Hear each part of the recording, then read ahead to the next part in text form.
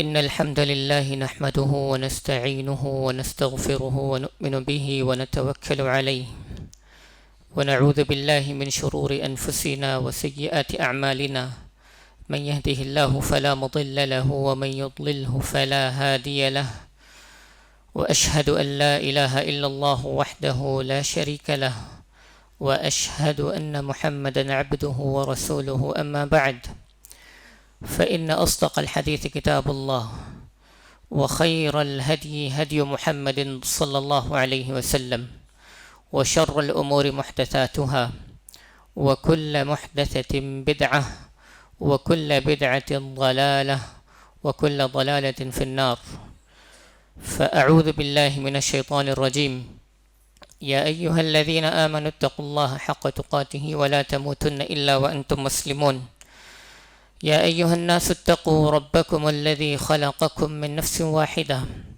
وخلق منها زوجها وبث منهما رجالا كثيرا ونساء واتقوا الله الذي تساءلون به والأرحام إن الله كان عليكم رقيبا يا أيها الذين آمنوا اتقوا الله وقولوا قولا سديدا يصلح لكم أعمالكم ويغفر لكم ذنوبكم ومن يطع الله ورسوله فقد فاز فوزا عظيما. میرے بزرگوں، عزیزوں اور پردہ نشین خواتین، ماؤں اور بہنوں، آج کے اس خطبے میں ہم دو پہلوؤں پر روشنی ڈالیں گے۔ پہلی کہ یہ کہ انسانی ہستی میں اور انسانی تاریخ میں ایک ایسا آدمی گزرا ہے جس کے بارے میں نہ کہ صرف مسلمان بلکہ غیر مسلمین اور اس کے دشمن تک اس کی گواہی دینے لگے، اس کی سچی اور پکی سیرت پر۔ دوسرا پہلو جس پر ہم روشنی ڈالیں گے وہ یہ ہے کہ یہ انسان اتنا عظیم بنا تو اس کی گواہی کس نے دی، اور پھر اس عظیم انسان کی پیروی اور اتباع ہم کیسے کر سکتے ہیں۔ تو حاضرین مجلس، عربی کا ایک بہت مشہور محاورہ ہے کہ الحق ما شہد بہ الاعداء، سچ وہ ہے جس کی گواہی دشمن بھی دے دیں، سچ وہ ہے جس کی گواہی دشمن بھی دے دیں۔ حاضرین مجلس،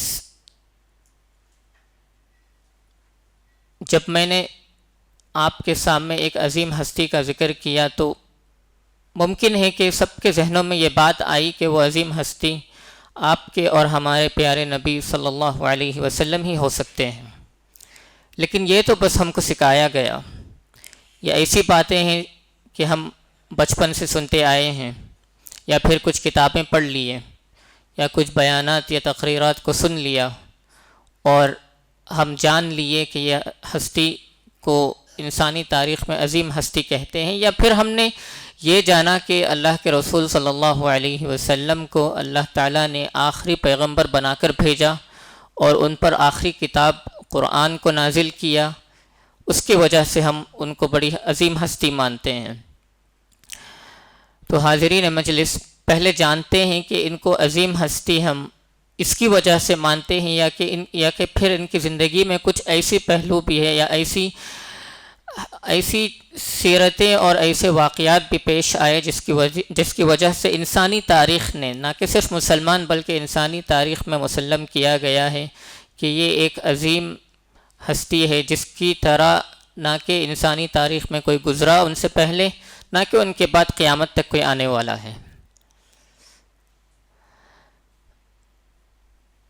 کچھ سال پہلے ایک کتاب لکھی گئی تھی جس کا نام تھا کہ انسانی تاریخ کے 100 عظیم ہستیاں، یا پھر انسانی تاریخ میں 100 عظیم ایسے لوگ جو گزرے ہیں ساری انسانی تاریخ میں۔ وہ کتاب کا لکھنے والا تھا ایک نصرانی، ایک کرسچن آدمی تھا وہ کتاب کا لکھنے والا، اور وہ بھی ایسا کرسچین تھا جو ایک مشنر تھا، یعنی کہ وہ نصرانیت کی دعوت دیتا تھا، اور وہ رنگ میں فرق کرتا تھا، جس کی وجہ سے اس کو وائٹ سپریمسٹ کہتے ہیں کہ وائٹ رنگ، گورا رنگ سپریم رنگ ہے، یعنی بہتر رنگ ہے، اور جو لوگ وائٹ نہیں ہوتے ہیں، سفید نہیں ہوتے ہیں، وہ کم تر درجے کے ہوتے ہیں۔ وہ اس قسم کا آدمی تھا جس نے یہ کتاب کو لکھا، لیکن اس نے اکیلا نہیں لکھا یہ کتاب کو۔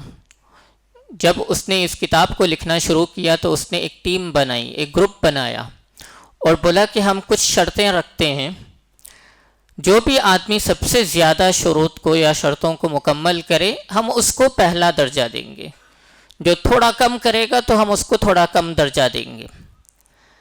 یہ اس قسم کا آدمی تھا، نہ کہ اس کا عقیدہ مسلمانوں کا عقیدہ تھا، عقیدہ تو دور کی بات، وہ تو مسلمان ہی نہیں تھا، وہ صحیح عقیدے کی تو دور کی بات، وہ مسلمان ہی تک نہیں تھا، وہ نہ وہ اللہ کو مانتا تھا، نہ وہ قرآن کو مانتا تھا۔ وہ اس قسم کا آدمی تھا وہ، اور جب آپ کتاب کھول کر دیکھیں گے، انگلش میں اور کئی زبانوں میں اس کا ترجمہ کیا گیا ہے، انگلش میں لکھی گئی تھی کتاب وہ The 100 Greatest کے نام سے۔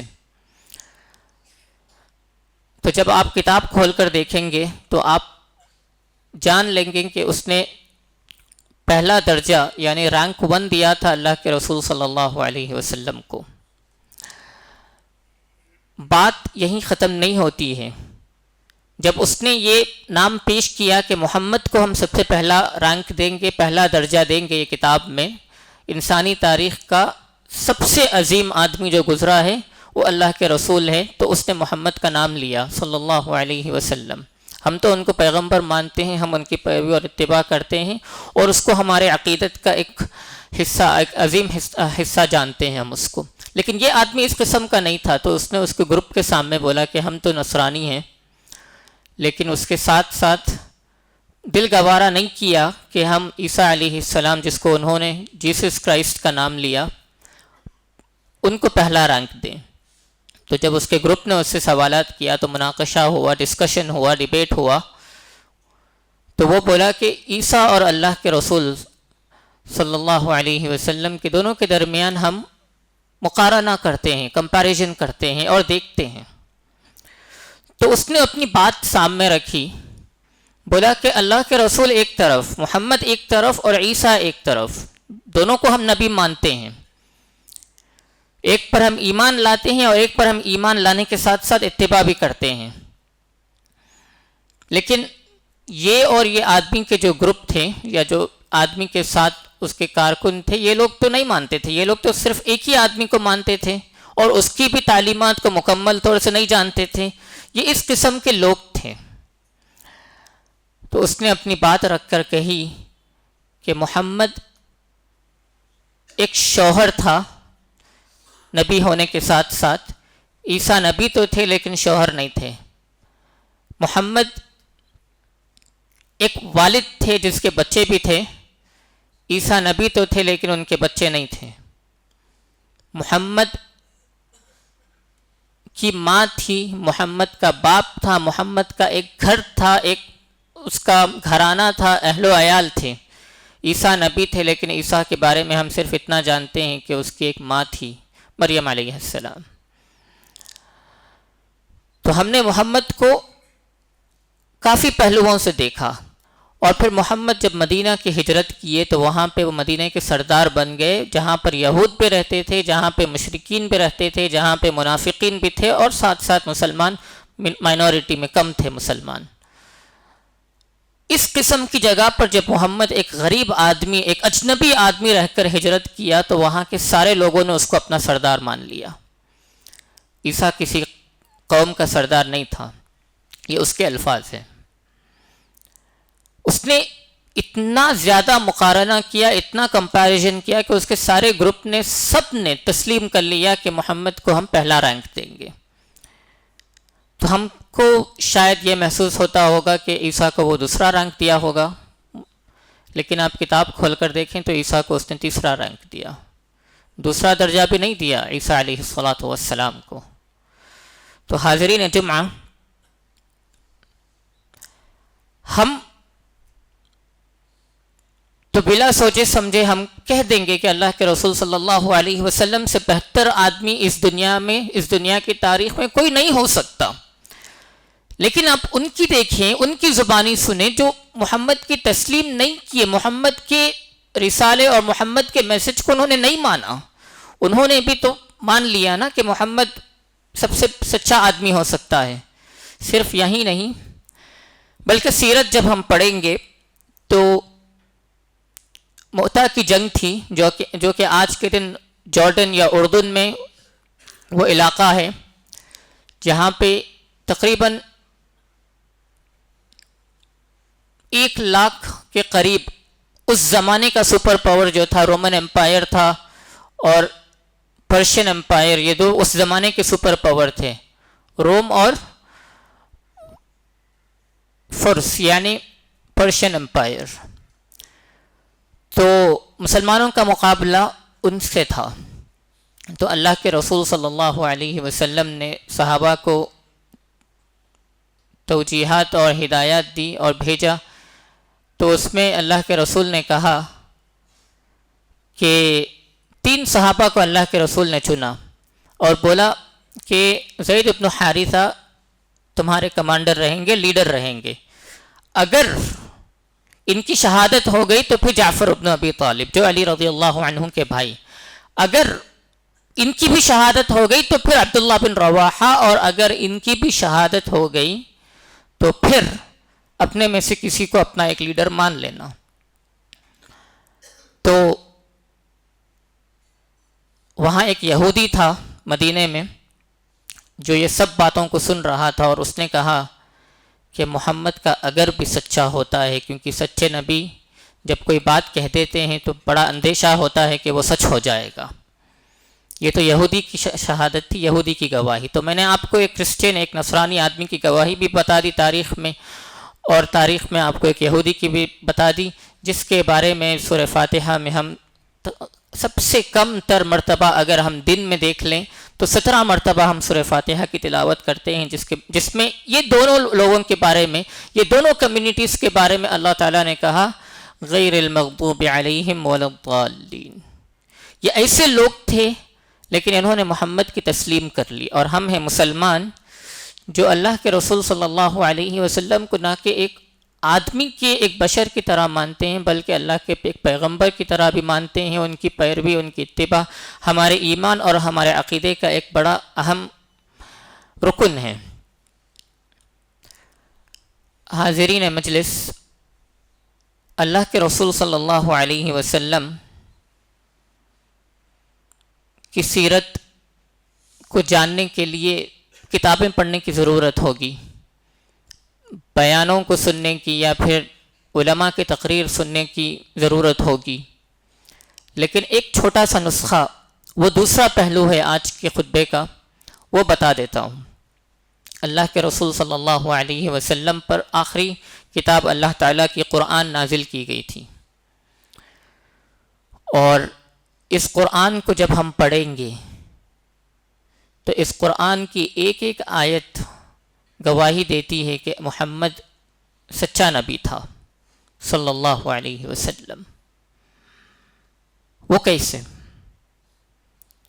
تو اس سے پہلے اللہ کے رسول کی ایک حدیث کو جان لیں جس میں اللہ کے رسول صلی اللہ علیہ وسلم نے کہا انما بعثت لاتمم مکارم الاخلاق. میں بھیجا گیا صرف ایک چیز کے لیے، یعنی کہ اپنے سارے مشن کو، سارے 23 سالہ زندگی جو دعوت میں اللہ کے رسول نے لگائی، اس کے سارے کو اللہ کے رسول نے احاطہ کیا. اور انما بعثت بول کے اللہ کے رسول نے کہہ دیا. تو عربی گرامر جاننے والے جانتے ہیں کہ جب کوئی کہتے انما یعنی اس کے بعد دوسرا اپرچونٹی، دوسری پاسبلٹی، دوسرا کوئی دماغ کسی طرف رجحان جاتا ہی نہیں ہے، مطلب وہی ہے بس، اس کے علاوہ کوئی دوسرا آپشن نہیں ہو سکتا. تو اللہ کے رسول نے کہا انما بعثت لاتمم مکارم الاخلاق. میں بھیجا گیا تھا اچھے اخلاق کو مکمل کرنے کے لیے. یعنی کہ اللہ کے رسول نے اپنے سارے مشن کو ایک جملے میں سمیٹ کر بتا دیا کہ اچھے اخلاق میرا مشن ہے. اب قرآن کو ہم پڑھیں تو ایک ایک آیت میں اللہ تعالیٰ نے اتنی رہنمائیاں ہم کو بتایا ہے جس کو ہم اگر اپنی زندگی میں اپنا لیں تو پھر اللہ کے رسول صلی اللہ علیہ وسلم اور صحابہ کا جو کردار تھا ہم کو نظر آ جاتا ہے۔ عائشہ رضی اللہ عنہا سے ایک مرتبہ پوچھا گیا تھا کہ اللہ کے رسول صلی اللہ علیہ وسلم کی زندگی اور ان کی سیرت کیسی تھی وہ بتا دیں، تو عائشہ رضی اللہ عنہا نے کہا کہ تم نے قرآن نہیں پڑھا کیا؟ کان خلقہ القرآن، ان کی ساری سیرت، ان کا کیریکٹر سارا کا سارا قرآن تھا۔ اب قرآن کی ایک ایک آیت آپ پڑھ کر دیکھیں، معاملات میں اگر بات کریں ہم، تجارت میں اگر بات کریں ہم، لوگوں کے ساتھ معاملات میں، تو اللہ تعالیٰ نے کہا ان اللہ یأمرکم بالعدل والاحسان، اور یہ ایسی آیت ہے جس سے تقریباً ہر جمعے کا خطبہ ختم ہوتا ہے۔ اللہ تعالیٰ نے کہا اس آیت میں ان اللہ یأمرکم بالعدل والاحسان، اللہ تعالیٰ نے تم کو حکم دیا عدل کا، انصاف کا اور احسان کا، حسن سلوک کا۔ اللہ تعالیٰ نے نہیں کہا اس میں کہ میں تم کو حکم دیتا ہوں عدل و انصاف کا اور احسان کا صرف مسلمانوں کے ساتھ، یا صرف ایک قسم کے طبقے کے ساتھ، یا صرف اپنے دوستوں کے ساتھ۔ اللہ تعالیٰ نے تو جنرل اوپن چھوڑ دیا نا، آیت کو کھلے سے بول دیا اللہ تعالیٰ کہ حکم ہے اللہ تعالیٰ کا عدل و احسان کا، کس کے ساتھ نہیں بیان کیا۔ اس کا مطلب یہ ہے کہ ساری انسانیت کے لیے۔ اور پھر اللہ تعالیٰ نے دوسری آیت میں کہا، اللہ کے رسول صلی اللہ علیہ وسلم سے مخاطب ہو کر، وَمَا أَرْسَلْنَاكَ إِلَّا رَحْمَةً لِلْعَالَمِينَ، اے پیغمبر، اے نبی، ہم نے آپ کو ساری انسانیت کے لیے رحمت بنا کر بھیجا۔ مسلمین کا لفظ نہیں استعمال کیا گیا، یا پھر کوئی خاص طبقے کا لفظ استعمال نہیں کیا گیا۔ وَمَا أَرْسَلْنَاكَ إِلَّا رَحْمَةً لِلْعَالَمِينَ، سارے جہاں کے لیے، یعنی اللہ کے رسول جس سے بھی ملتے تو اس کے ساتھ رحمت سے پیش آتے۔ کتنی آیتیں ہیں جہاں پہ اللہ تعالیٰ نے ایسی احکام اور ایسے الفاظ استعمال کیے۔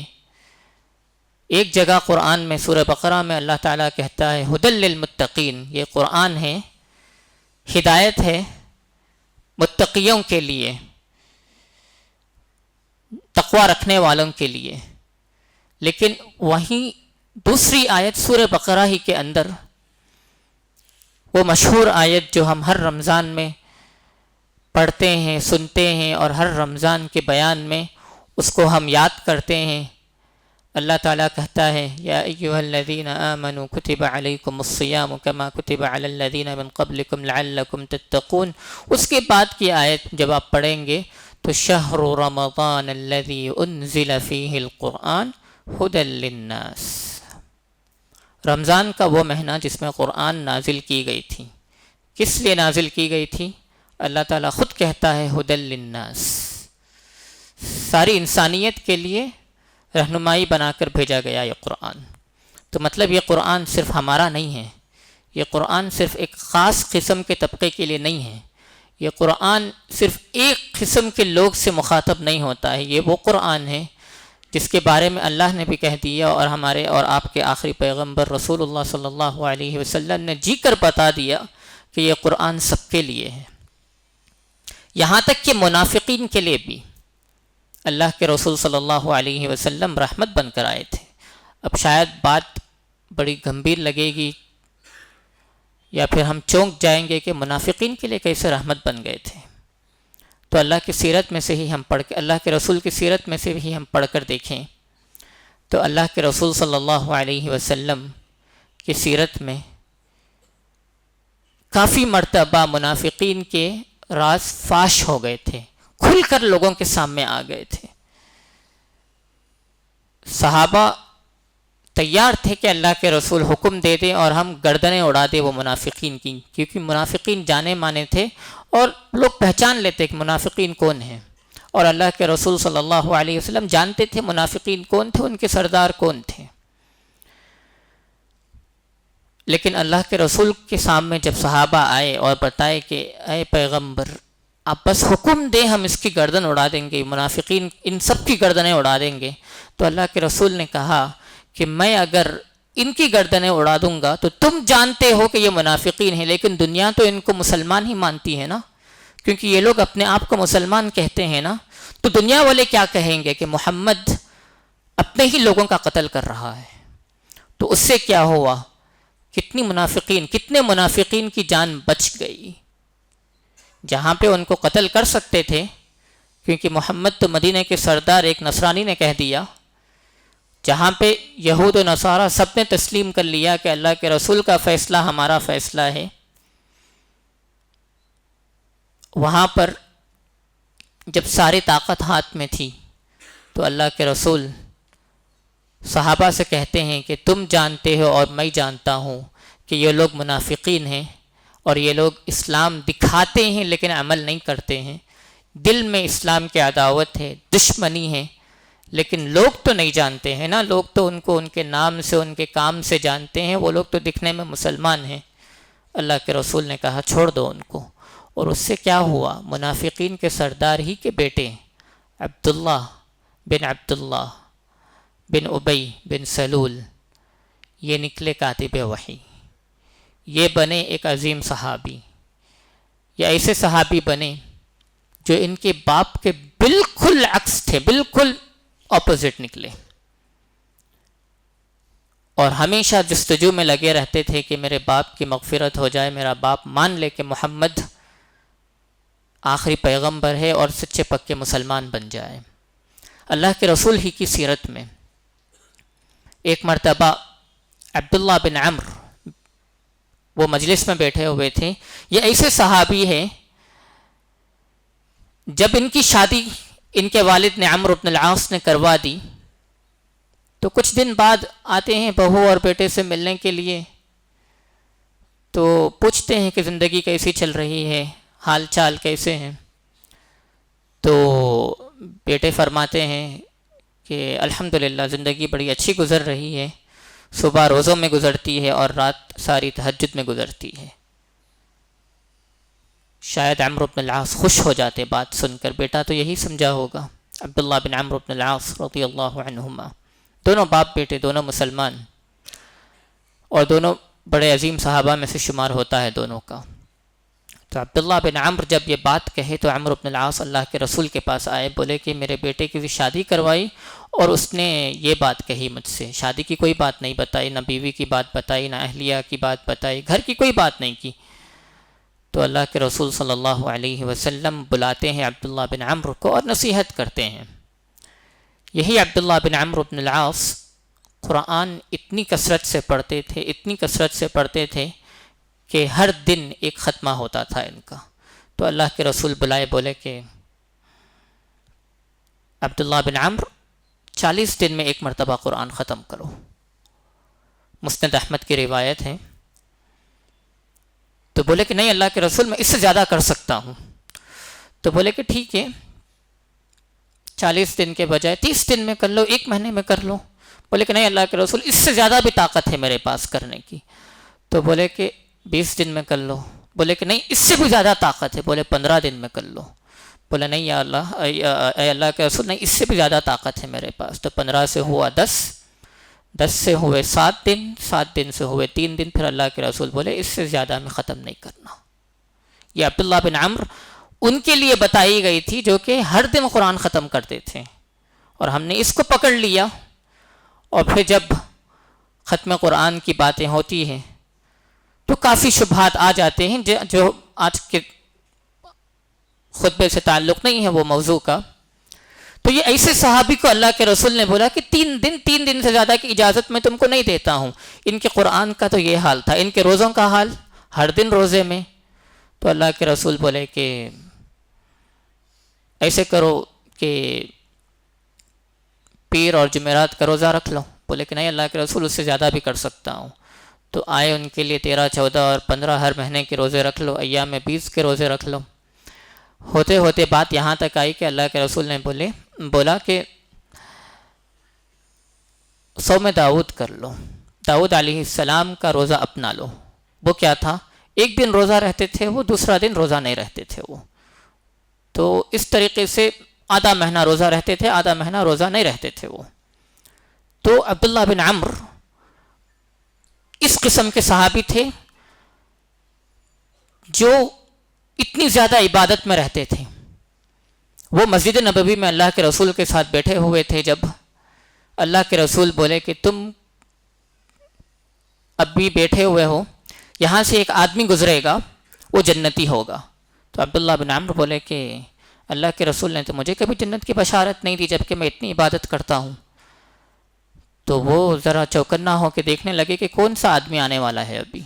تو دیکھے کہ ایک آدمی آیا، چپل اٹھایا، بغل میں رکھا، گیا 2 رکعت نماز پڑھا، جو بھی نماز پڑھنی تھی اس کو پڑھا، چلا گیا. دوسرے دن اللہ کے رسول پھر بولے، وہی جملہ بولے، وہی آدمی آیا، وہی حرکت کی. تو عبداللہ بن عمرو پھر تھوڑا تعجب میں پڑ گئے کہ یہ کیا کر رہا ہے، کچھ ایسی تو چیز ہوگی جو اللہ کے رسول جانتے ہیں جو ہم کو نہیں نظر آ رہا ہے. تیسرے دن بھی وہی ہوا. تو عبداللہ بن عمرو گئے وہ آدمی کے پاس، بولے کہ چچا میرے ابا سے کچھ اختلاف ہو گیا ہے، کچھ دن آپ کے پاس میں گزار لوں کیا؟ بولے کہ ہاں آ جاؤ، بیٹھ جاؤ میرے پاس، میرے گھر میں رہ جاؤ. اور یہ عرب کا طریقہ تھا کہ کوئی مہمان آتا تو اس سے وہ لوگ وجہ نہیں پوچھتے کہ کیوں آئے، 3 دن بغیر پوچھے اس کی مہمان نوازی کرتے. 3 دن کے بعد وہ لوگ پوچھتے کہ کیا تمہارا سبب تھا، تم کیوں آئے ہو یہاں پر. 3 دن تک صرف مہمان نوازی میں لگے رہتے. تو عبداللہ بن عمرو پہلی رات کپڑا ڈھانپ لیے، سونے کی ایکٹنگ کرنے لگے وہ، تاکہ دیکھیں کہ یہ آدمی کیا کرنے والا ہے رات میں، کیونکہ رات کی گہرائی میں خلوت میں کچھ تو کرتا ہوگا یہ آدمی جو اللہ تعالیٰ جانتے ہیں، جو اللہ کے رسول کو ہے نا وحی کے ذریعے علم ہو گیا ہوگا. دیکھا کہ یہ آدمی تیار ہوا، وہ نماز سونے کے لیے تیار ہوا، بسمک اللہم اموت واحیا دعا پڑھا اور لیٹ گیا، سو گیا. بولے کہ یہ تو تہجد بھی نہیں پڑھا. اور دیکھے کہ شاید یہ رات کے تھوڑے پہر کے لیے سو جائے گا اور پھر آخری پہر میں اٹھ کے شاید نماز پڑھ لے گا. دیکھے کہ فجر تک سو رہا ہے. تو بولے کہ شاید آج بیمار تھا ہوگا، کچھ تو تھا ہوگا آج جو یہ نہیں کیا، جس کی وجہ سے آج ایک دن میں حکم نہیں کر سکتے، اس پر فیصلہ نہیں لگا سکتے. تو دوسرے دن بھی دیکھے، دوسرے دن بھی وہی حالت، تیسرے دن بھی وہی. تو بولے کہ چچا اصل بات یہ ہے کہ میں ایک مجلس میں بیٹھا ہوا تھا اور اللہ کے رسول نے ایسی بات کہی تھی تو آپ آئے، 3 دن بھی آپ ہی آئے. تو ایسی کیا چیز ہے جو آپ کرتے ہیں، کیونکہ آپ تو نہ روزہ رکھ رہے ہیں دن میں، نہ رات میں تہجد پڑھ رہے ہیں، نہ قرآن، نہ کچھ، تو آپ ایسا کیا کر رہے ہیں؟ تو بولے کہ بیٹا میں تو کچھ زیادہ بہت کچھ نہیں کرتا ہوں، لیکن ہر رات سونے سے پہلے دل میں یہ بات تھام لیتا ہوں اور دل میں یہ بات کہہ لیتا ہوں اور اپنے دل کو یہ بات سے مطمئن کر دیتا ہوں کہ جو بھی آدمی، جو بھی انسان میرے ساتھ ظلم کیا، زیادتی کیا، اور جو بھی انسان کے لیے میرے دل میں کدورت ہو، دشمنی ہو، جو بھی ہو، سب کو میں اللہ کے لیے معاف کیا، اور دل سب کے لیے میں نے معاف کر کے، اللہ کے لیے سب کو معاف کر کے، دل سب کے لیے صاف کر کے میں سو جاتا ہوں. تو یہ گویا کہ ہر دن یہ آدمی اپنا دن شروع کرتا ہے جیسا کہ وہ پھر سے لوگوں سے ملنے والا ہے، یہ لوگوں کو پھر سے یہ ایکسپیرئنس کرنے والا ہے. کسی کو ہے نا دل میں خلش رکھ کر، عداوت رکھ کر، دشمنی رکھ کر، یا ماضی کے احوال کو، حالات کو رکھ کر فیصلہ نہیں کرنے والا. یہ آدمی ایسے معاملات کرنے والا جس کے لیے اللہ کے رسول صلی اللہ علیہ وسلم نے کہہ دیا کہ یہ جنتی ہوگا. حاضرین جمعہ، بات لمبی اور طویل کرنے سے زیادہ اہم یہ ہوتی ہے کہ ہم خطبے سے کچھ توجیہات، ہدایات سیکھ کر جائیں اور اپنی زندگی میں اپنائیں. خطبے کا یہی کام ہوتا ہے، اور خطبے سے ہم کو یہی سیکھنا چاہیے کہ آج کے دن ہم کیا سیکھ سکتے ہیں. آدھے گھنٹے میں یا 20 منٹ جو بھی ہم خطبہ دیتے ہیں تو ہم اس میں سے کیا سیکھ سکتے ہیں. یہ جو وقت ہم اللہ کے لیے، اللہ کی خوشنودی کے لیے، اللہ کی رضامندی کے لیے ہم مسجد میں آ کے اللہ کے گھر میں گزارتے ہیں، تو کوئی ایسا میسج لے کر جائیں جس سے ہم اپنی زندگی کو سنوار سکیں، اور جس کی وجہ سے دیکھنے والا کہہ سکے کہ یہ چلنے والا جو ہے نا یہ مسلمان کی چلن ہے، یہ مسلمان کا معاملہ ہے. اور ہندوستان میں جب مسلمان کیسے آئے اس کی تاریخ ہم پڑھ کر دیکھیں تو مسلمان کیسے آئے تھے. تاجر لوگ تجارت سے مسلمان ہوئے تھے، اور تجارت سے اسلام داخل ہوا تھا ہندوستان میں، وہ کیسی تجارت تھی ہوگی جس سے غیر مسلم اتنا متاثر ہو گئے کہ وہ لوگ اسلام لانے پر مجبور ہو گئے اور اسلام ہندوستان میں آ گیا۔ وہ کیسی تجارت تھی، وہ کیسا معاملہ تھا ان کا جس سے اسلام آیا تھا۔ وہ تو قرآن پڑھ کے نہیں سنائے تھے ہندوستان میں، وہ تو حدیثیں پڑھ کر نہیں سنائے تھے، لیکن ان کا کردار بتاتا تھا کہ یہ لوگ کچھ الگ قسم کے لوگ ہیں، تو لوگ مجبور ہو جاتے تھے پوچھنے کے لیے کہ تمہارا معاملہ الگ کیوں ہے، تمہارا طریقہ الگ کیوں ہے؟ تو کہتے تھے دعوت کا دروازہ وہ کھولتے نہیں تھے، وہ لوگوں کو مجبور کرتے تھے کہ دعوت کے لیے آ جائیں، اور تب پھر وہ دروازہ کھول کے دعوت دیتے تھے۔ ابھی ہم جا کر کسی کو بول دیں کہ اسلام قبول کر لے یا دعوت سن لے، دعوت کے 2 لفظ کیوں سنے گا وہ؟ کیونکہ وہ مسلمانوں کو دیکھ کے تو جج کرے گا نا، وہ حکم لگائے گا کہ یہ قوم ایسی قوم ہے، تو پھر یہ قوم کی باتوں میں کیا وزن ہوگا؟ تو حاضرین جمعہ، اگر آج کا خلاصہ ہے تو ایک جملے میں وہ خلاصہ یہ ہے کہ قرآن کو پڑھ لیں، اپنی زندگی میں اپنا لیں، اور قرآن نے آپ کو جو اخلاق، جو کردار، جو نمونہ آپ کو دنیا کے لیے پیش کرنے کے لیے بتایا ہے، اس کو اپنی زندگی میں اپنا لیں، تو پھر آج کا خطبہ کامیاب ہو گیا اور ہم کامیاب مسلمان ہو گئے۔ کیونکہ اللہ کے رسول کردار سے اسلام بتاتے تھے، جا جا کر لوگوں کو بتانا بھی تھا اللہ کے رسول کی زندگی میں، لیکن اکثر واقعات اگر آپ دیکھتے ہیں تو سرداران مکہ، سرداران عرب، جو لوگ اتنے طاقتور لوگ تھے، وہ لوگ کیسے مانے محمد کے میسج کو، محمد کے رسالے کو، محمد کے مشن کو انہوں نے کیسے تسلیم کیا؟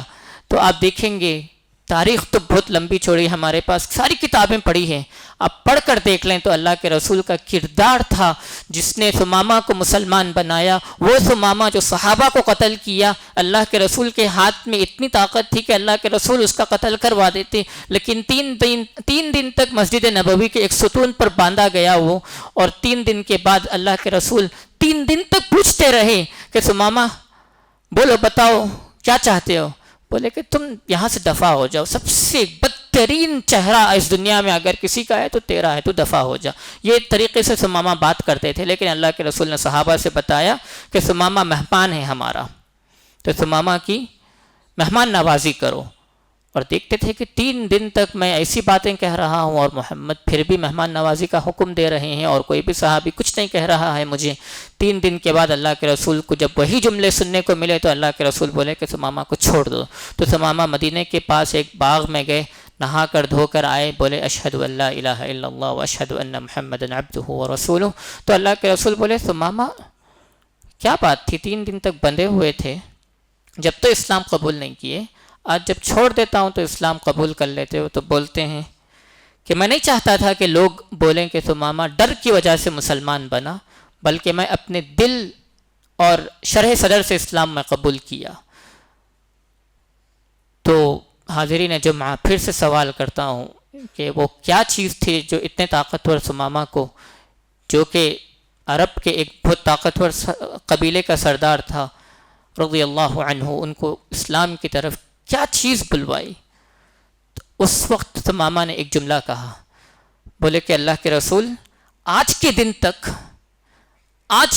تک سب سے بدترین چہرہ اگر میرے سامنے تھا تو وہ آپ کا تھا، لیکن اللہ کے رسول آج کے بعد اگر سب سے پیارا چہرہ کسی کا میں دیکھتا ہوں تو وہ آپ ہی کا چہرہ ہے، اس سے پیارا چہرہ کسی کا نہیں ہو سکتا۔ کیا چیز تھی حاضرین جمعہ؟ بچوں کے لیے اس میں سبق ہے، بچیوں کے لیے بھی سبق ہے، بزرگوں کے لیے بھی سبق ہے، عورتوں کے لیے بھی سبق ہے، مردوں کے لیے بھی سبق ہے، ہر طبقے کے لیے، ہر آدمی کے لیے، انسانیت کے ہر طبقے کے لیے، ہر رنگ والے کے لیے اللہ کے رسول صلی اللہ علیہ وسلم کی زندگی میں سبق ہے اور اسوہ ہے، نمونہ ہے۔ اور وہ زندگی کہاں سے تلاش کریں؟ کوئی کتاب پڑھنے سے بہتر ہے کہ ہم اپنے قرآن ہی کو پڑھ لیں، ایسی قرآن جس کو پڑھنے سے بھی ثواب ملتا ہے، جس پر دیکھنے سے بھی ثواب ملتا ہے، جس کے ساتھ وقت گزارنے پہ بھی ثواب ملتا ہے، جس کی تلاوت میں ثواب ملتا ہے، اسی کو پڑھ لیں۔ تھوڑا تھوڑا پڑھ کر دیکھتے جائیں کہ اپنی زندگی کیسے سدھرتی ہے، کیسے سنورتی ہے۔ اقول قولی ھذا واستغفر اللہ لی ولکم ولسائر المسلمین من کل ذنب فاستغفروہ انہ هو الغفور الرحیم۔